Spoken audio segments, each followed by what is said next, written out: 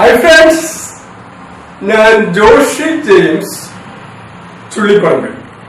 Major കമ്മ്യൂണിക്കേഷന്റെ 65-ാം എപ്പിസോഡിലേക്ക് നിങ്ങൾക്കെല്ലാവർക്കും ഹൃദയത്തിന്റെ ഭാഷയിൽ സ്വാഗതം.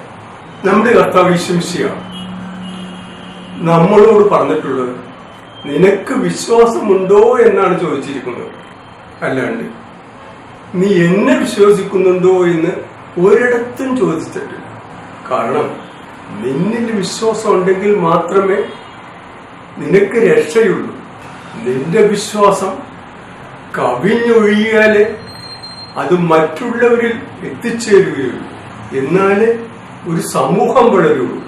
ഞാൻ മറ്റുള്ളവരെ വിശ്വസിക്കുന്നത് പോലെ അവരെന്നെയും വിശ്വസിച്ചാൽ ആ സമൂഹത്തിൽ ശാന്തിയും സമാധാനവും ഉണ്ടാവും. ഒരിക്കലും പത്രോസ് കർത്താവ് കടലിന്റെ മീതെ നടന്നു വരുന്നത് കണ്ടപ്പോൾ പത്രോസിനൊരാഗ്രഹം, കർത്താവെ ഞാനും നിന്റെ അടുത്തോട്ട് വന്നോട്ടെ എന്ന് വിളിച്ചു. കർത്താവ് പറഞ്ഞു, നിനക്ക് വിശ്വാസം ഉണ്ടെങ്കിൽ ഇറങ്ങി വന്നോളൂ പറഞ്ഞു. പത്രോസ് ഇറങ്ങി വിശ്വാസത്തോടുകൂടി, പൂർണ്ണ വിശ്വാസത്തോടെ നടന്ന് നടന്ന് നടന്ന് നടന്ന് കർത്താവിന്റെ അടുത്ത് എത്തിയപ്പോ പത്രോസിന്റെ വിശ്വാസം അങ്ങോട്ട് ചോർന്നുപോയി. അതോടെ പത്രോസ് വെള്ളത്തിലോട് താഴ്ന്നു പോവുകയാണ് ഉണ്ടായത്. അതാണ് വിശ്വാസത്തിന്റെ ഒരു വലിയ കഴിവ്.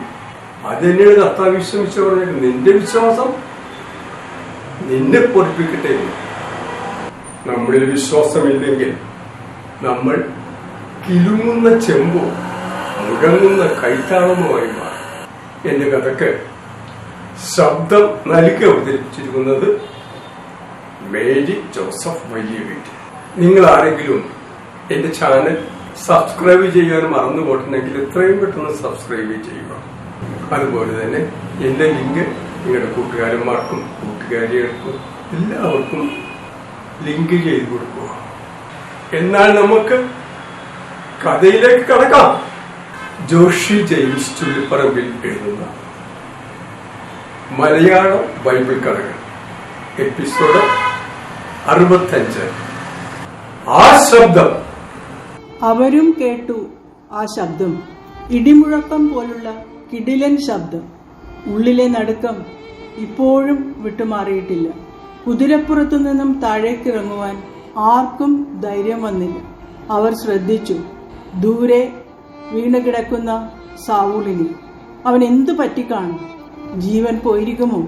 ഓരോരുത്തരായി താഴെ ഇറങ്ങി. ഭയന്നാണ് അവർ സാവൂളിന്റെ അടുത്തെത്തിയത്. നിശ്ചലനായി കിടക്കുന്ന അവന്റെ മുഖത്ത് തണുത്ത ജലം തളിച്ചു. സാവൂൾ കണ്ണു തുറന്നു. ഒന്നും കാണുവാൻ സാധിക്കുന്നില്ല. ഇടിമിന്നലിന്റെ തിളക്കം കണ്ണുകളെ ആവരണം ചെയ്തിരിക്കുന്നു. അവൻ കണ്ണുകളെ ശക്തമായി അടച്ചുപിടിച്ചു. കൂടെയുള്ളവർ അവനെ താങ്ങിയെടുത്ത് കുതിരപ്പുറത്തിരുത്തിക്കൊണ്ട് ചോദിച്ചു, എങ്ങോട്ടാണ് പോകേണ്ടത്? ദമാസ്കസിലേക്ക് തന്നെയാണോ? അതെ, അവൻ മറുപടി പറഞ്ഞു. പട്ടണത്തിൽ പ്രവേശിച്ചാൽ ആദ്യം കാണുന്ന ഭവനത്തിൽ മുട്ടുക. അവർ പട്ടണത്തിൽ പ്രവേശിച്ചു. എങ്ങും ശാന്തത. ഒരാളെ പോലും കാണുന്നില്ല. വെയിലിന്റെ ചൂട് പോലും അറിഞ്ഞതേയില്ല. ആദ്യം കണ്ട വീട്ടിൽ അവർ കതകിൽ മുട്ടി. ദൃഢഗാത്രനായ യൂദാസ് കതകു തുറന്നു. ആരാണ് സാവൂൾ? കണ്ണടച്ച് കുതിരപ്പുറത്തിരിക്കുന്ന സാവൂൾ കൈപൊക്കി. അവർ അവനെ താഴെ ഇറക്കി. അവന്റെ കൈ പിടിച്ചുകൊണ്ട് യൂദാസ് അകത്തേക്ക് കൂട്ടിക്കൊണ്ടുപോയി. കൂടെ വന്നവർ പൂമുഖത്തിരുന്നു. എല്ലാവരുടെ മുഖത്തും ഭയം കാർമേഘം പോലെ കറുത്തിരുണ്ടിരുന്നു. ആ കാഴ്ച ഇപ്പോഴും മനസ്സിൽ തിളങ്ങി നിൽക്കുകയാണ്. മിന്നൽ പിണർ സാവൂളിന്റെ കണ്ണിലാണ് ഏറ്റിരിക്കുന്നത്. കണ്ണുകൾ രണ്ടും കത്തിപ്പോയിരിക്കുന്നു. കാഴ്ച ഏതായാലും നഷ്ടപ്പെട്ടു. അവർ പരസ്പരം പിന്നെയും പറഞ്ഞുകൊണ്ടിരുന്നു. ആ ശബ്ദം ഇപ്പോഴും എൻ്റെ നെഞ്ചിടിപ്പ് മാറിയിട്ടില്ല. നീ ദ്രോഹിക്കുന്ന യേശു ക്രിസ്തുവാണ് ഞാൻ. മരിക്കും മുൻപ് തലവേദനയായിരുന്നു. ഇപ്പോൾ മരിച്ചു കഴിഞ്ഞിട്ടും അതിനേക്കാൾ വേദന. അന്ന് ആ മനുഷ്യന്റെ പിന്നാലെയായിരുന്നു ആയിരങ്ങൾ. ഇന്ന് ആ വചനത്തിന്റെ പിന്നാലെ 10,000. ഒരു കാര്യം ഇന്നെനിക്ക് മനസ്സിലായി, ആ മനുഷ്യൻ ശക്തനായ ദൈവപുത്രൻ തന്നെയാണ്. ഇനി ഞങ്ങളില്ല ഈ പണിക്ക്. സാവുളിന്റെ ധൈര്യത്തിലാണ് ഞങ്ങൾ പുറകെ കൂടിയത്. അവന് ഈ ഗതിയാണെങ്കിൽ നമ്മുടെയെല്ലാം കാര്യം എങ്ങനെ അവസാനിക്കും? അങ്ങനെ പോയിക്കൊണ്ടിരുന്നു അവരുടെ സംസാരങ്ങൾ. സാവുൾ ആകെ അവശനായിരുന്നു.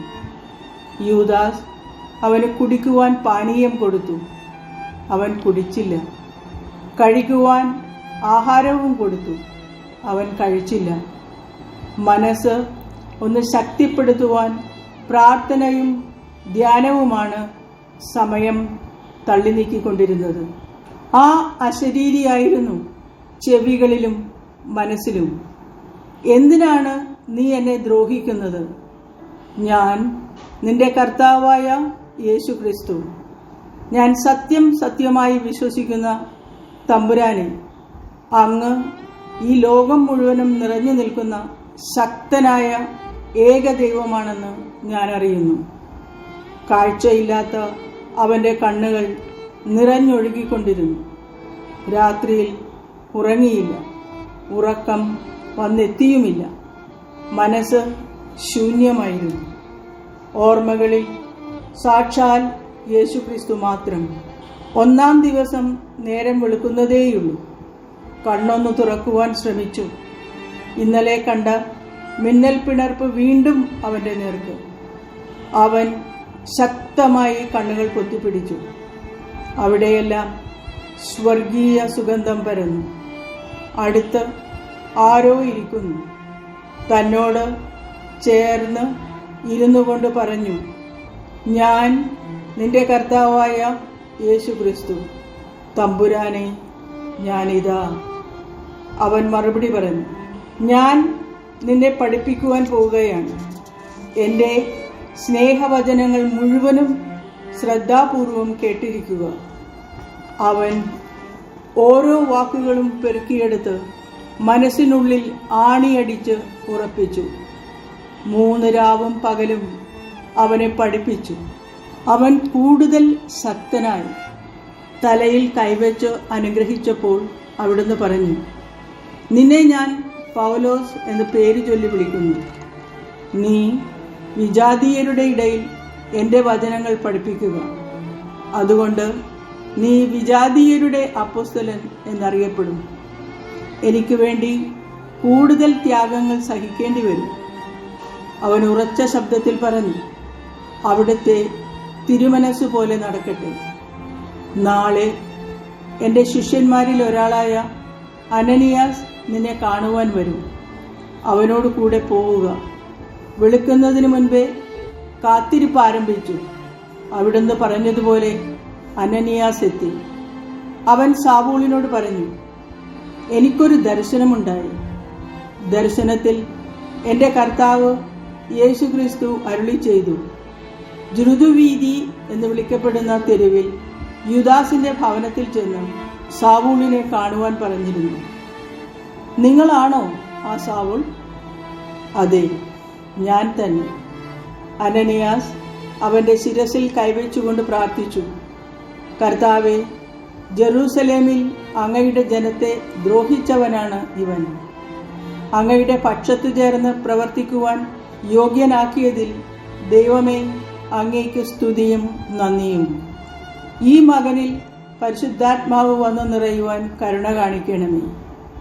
സാവുൾ പരിശുദ്ധാത്മാവിനാൽ നിറഞ്ഞപ്പോൾ അവന്റെ കണ്ണുകളിൽ നിന്നും ചിതമ്പൽ പോലെ എന്തോ നിലത്ത് വീണു.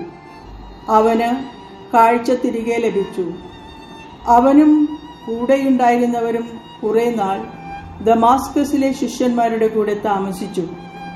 പിന്നീട് ഒരു ദിവസം പൗലോസ് യേശുക്രിസ്തു ദൈവപുത്രനാണെന്ന് സിനഗോഗിൽ പ്രസംഗിക്കുകയും കർത്താവായ യേശുക്രിസ്തുവിനെ പറ്റി പഠിപ്പിക്കുകയും ചെയ്തു. കണ്ടുനിന്നവർ ആശ്ചര്യപ്പെട്ടു. ഈ മനുഷ്യൻ എന്തു പറ്റി? ക്രിസ്ത്യാനികളെ പീഡിപ്പിക്കുവാൻ നടന്നവൻ ഇന്ന് ആ നാമത്തിൻ്റെ മഹിമകൾ പ്രഘോഷിക്കുന്നു. ശക്തനായ യേശുവിനെ പറ്റി പഠിപ്പിക്കുന്നു. അന്ന് മാത്രം ആയിരക്കണക്കിന് ജനങ്ങളാണ് പൗലോസിൽ നിന്നും സ്നാനം സ്വീകരിച്ചത്. കൂടെ ഉണ്ടായിരുന്നവർ അവൻ്റെ ശിഷ്യഗണങ്ങളുമായി. പുരോഹിതന്മാരും മതപണ്ഡിതന്മാരും ഫരിസേയരും അവനെ കല്ലെറിയുവാൻ സമയം നോക്കിയിരുന്നു.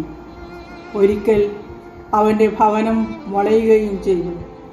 ഇത് മനസ്സിലാക്കിയ ശിഷ്യന്മാർ അവനെ വലിയൊരു കുട്ടയിലാക്കി മതിലിൻ്റെ മുകൾ വഴി താഴെ ഇറക്കി. രക്ഷിക്കപ്പെട്ട പൗലോസിന് ദർശനമുണ്ടായി. ഉടനെ മക്ക, മദീന എന്നീ പ്രദേശത്തേക്ക് പോകുക. അവനും ശിഷ്യന്മാരും അങ്ങോട്ട് നീങ്ങി. അപ്പോസ്തലന്മാരുടെ പ്രവർത്തനങ്ങൾ 9-ാം അധ്യായം 10 തുടങ്ങി 22 വരെയുള്ള വാക്യങ്ങൾ.